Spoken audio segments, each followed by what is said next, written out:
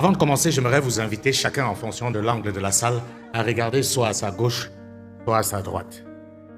Nous avons là, trônant majestueusement, son Excellence colonel Mamadi Doumbouya, président du CNRD, président de la transition, chef de l'État, chef suprême des forces armées.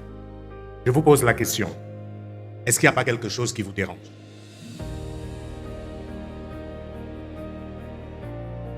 J'attends une réponse. Est-ce que ça ne fait pas beaucoup pour un seul homme? Je dis ça, mais bon, j'espère que je vais pouvoir reprendre mon avion demain. Mais moi, sincèrement, il y a quelque chose qui me dérange. Mais ce qu'il faut relever, c'est que ce n'est pas de sa faute. On nous a mis dans ce moule. Le président est omnipotent, omniscient. Il est président de tout. Dans ces conditions, quel modèle pouvons-nous avoir qui soit efficace? C'est la question centrale à laquelle nous allons vous inviter à répondre cet après-midi. L'heure est au coup d'État, c'est la mode. Les militaires sont devenus des véritables stars. Quelque chose qui, il y a encore quelques années, pouvait sembler anormal est devenu normal. Au Mali, au Niger, au Burkina Faso et ici en Guinée, les populations sont descendues dans les rues pour célébrer des coups d'État. Et je dois vous dire que moi, tous ces coups d'État m'ont fait plaisir. J'étais content. Pas parce que je suis favorable à la prise du pouvoir par les militaires, mais parce que c'était une occasion unique de nous poser enfin les vraies questions. Au lieu de jouer les vierges effarouchées, comme je vois certains le faire, en disant ce n'est pas normal, le rôle de l'armée n'est pas au pouvoir, nous devons nous poser la question, qu'avons-nous fait pour que l'armée devienne la solution et non le problème? Rappelez-vous qu'avant, quand il y avait un coup d'État, rarement ça faisait l'unanimité. Aujourd'hui, les coups d'État se font comme une lettre à la poste, sans effusion de sang. En réalité, les élections tuent plus que les coups d'État. Les révisions constitutionnelles pour les troisièmes mandats tuent plus que les coups d'État militaires. Regardez le dernier coup d'État au Gabon. On n'a même pas giflé quelqu'un. C'est quand même curieux qu'on en arrive là. Tout ceci pour dire quoi, madame, monsieur? La démocratie qu'on nous a imposée était une vaste escroquerie. Et c'est ce que ces coups d'État nous enseignent aujourd'hui.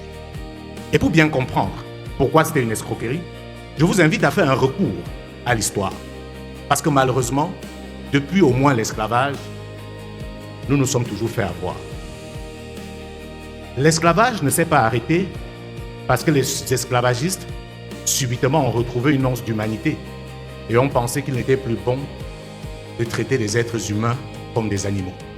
S'il faut reconnaître que des gens se sont battus pour que l'esclavage s'arrête, il ne faut jamais oublier que la véritable raison de la fin de l'esclavage, c'est la révolution industrielle.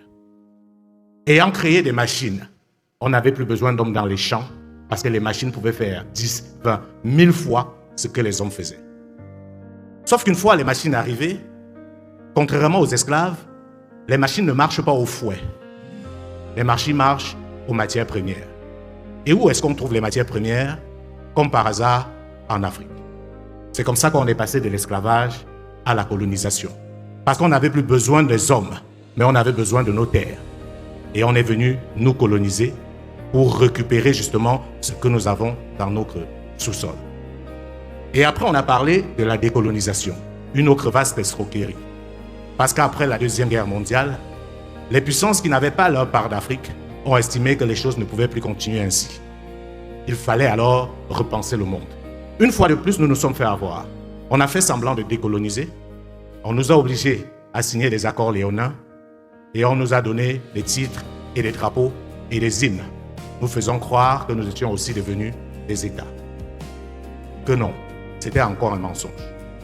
Tous ceux qui se sont battus pour la véritable indépendance de l'Afrique, ou presque, ont tout simplement été assassinés. On s'est arrangé à mettre à la tête de nos États ceux qui disaient que l'indépendance n'était pas une nécessité, que nous n'étions pas prêts à nous diriger nous-mêmes. Vous vous rappelez des scènes de nos frères qui pleuraient au départ du colon en disant « nous sommes perdus, qu'allons-nous faire ?» C'est à ceux-là qu'on a remis le pouvoir. Sauf que le monde a évolué. La guerre froide a progressé, le monde s'est divisé.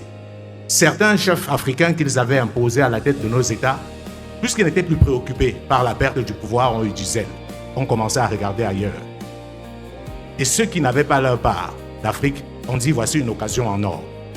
Il faut arrêter avec les partis uniques parce que ça ne permet pas que nous puissions entrer dans le jeu. La chute du mur de Berlin est venue terminer le communisme. L'idéologie capitaliste a triomphé avec son corollaire qu'on appelle affectueusement la démocratie libérale.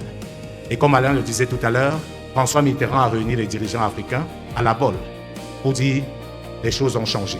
Parce que les chefs d'État comme les Mobutu Sese Seko au Zaïre, Ahidjo au Cameroun, ou Houphouët-Boigny en Côte d'Ivoire n'étaient plus aussi malléables qu'on l'aurait souhaité. Ils étaient devenus tellement forts et puissants qu'ils pouvaient avoir l'outrecuidance qu'avait eu Mobutu de penser qu'ils pouvaient lancer une fusée à partir du Zaïre. Cela a inquiété. Et on s'est dit, comment on casse tout ça? Comment on fragilise tout ça?